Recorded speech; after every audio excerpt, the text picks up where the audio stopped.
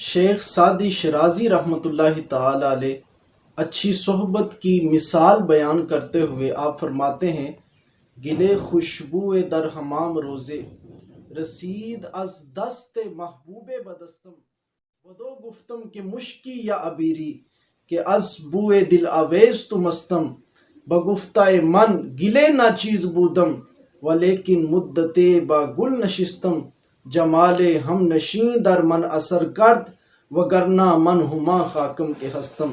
شیخ Saadi شرازی رحمۃ اللہ تعالی علیہ آپ فرماتے ہیں کہ ایک دن حمام کے اندر مجھے ایک دوست نے مٹی دی، اس مٹی سے خوشبو آ رہی تھی۔ میں نے اس مٹی سے پوچھا، اے مٹی بتا کیا تو مشکی ہے یا عبیری ہے کہ تیری دل نواز خوشبو سے میں مست ہو چکا ہوں۔ بگفتہ من گل نہ چیز بودم ولیکن مدت با گل نشستم۔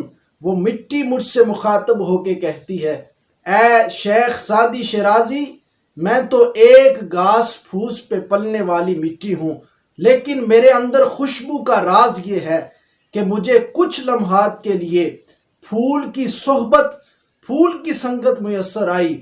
جمال ہم نشیں در من اثر کرد، یہ جو میری ہم نشینی تھی پھول کے ساتھ، اس نے میرے اندر اثر کیا ہے، اور آج مجھ سے مشک اور عبیر جیسی خوشبو آ رہی ہے۔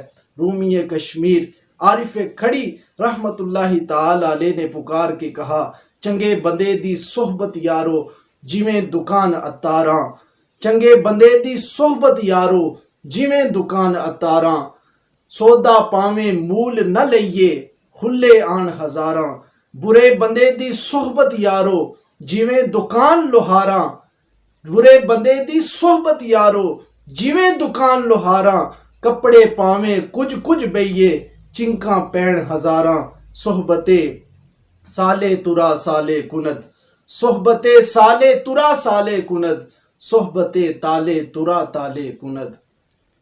اور اگر صحبت کسی اللہ والے کی میسر آ جائے تو پھر وہ دلوں کو پاک کر دیتی ہے۔ سوانح بایزید کے اندر یہ ملتا ہے کہ ایک مرتبہ بستام شریف کے اندر ایک بدکارہ آ جاتی ہے، لوگ اس کے مکر و فریب کے اندر مبتلا ہونے لگتے ہیں۔ بعض جو درد دل رکھنے والے لوگ تھے حضرت بایزید کے پاس جاتے ہیں اور عرض کرتے ہیں، حضور آپ کا زمانہ ہو اور لوگ ایسی بے راروی کے اندر چھا جائیں، جائے تعجب ہے۔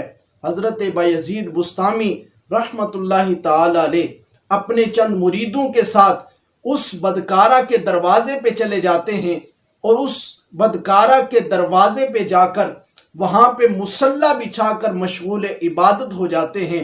جب شام کا وقت آیا، اس بدکارہ کے کچھ عشاق اس سے ملنے کے لیے آئے، لیکن دروازے پر حضرت بایزید بستامی کو مشغول عبادت پا کر حیرانی اور پشیمانی کے ساتھ واپس پلٹ گئے۔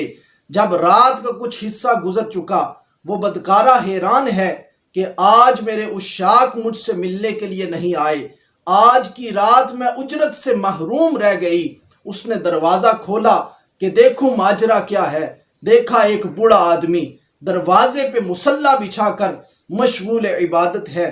کہا، او بوڑھے، تجھے عبادت کے لیے یہی جگہ ملی تھی، تو نے میرا کاروبار، میرا دندہ بند کر دیا۔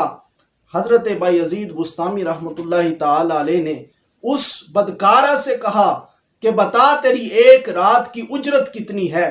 اس نے کہا، میری ایک رات کی اجرت یہ ہے۔ کہا، جو تجھے اجرت دے دیتا ہے پھر تو کیا کرتی ہے؟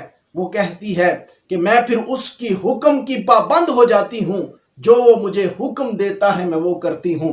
حضرت بایزید بستامی رحمت اللہ تعالی علیہ نے اسے ایک رات کی منہ مانگی اجرت دی اور کہا، اب جو میں کہوں گا وہ تمہیں کرنا ہوگا۔ وہ کہنے لگی، ہاں میں آپ کے حکم کی منتظر۔ بایزید بستامی رحمت اللہ تعالی علیہ آپ نے کہا، پھر جا اور جا کے غسل کر کے پاک صاف کپڑے پہن کے آ۔ اس نے غسل کیا، پاک صاف کپڑے پہنے۔ جب وہ آئی، حضرت بایزید بستامی نے کہا، اب مصلی پہ کھڑے ہو کر 2 رکعت نوافل ادا کر۔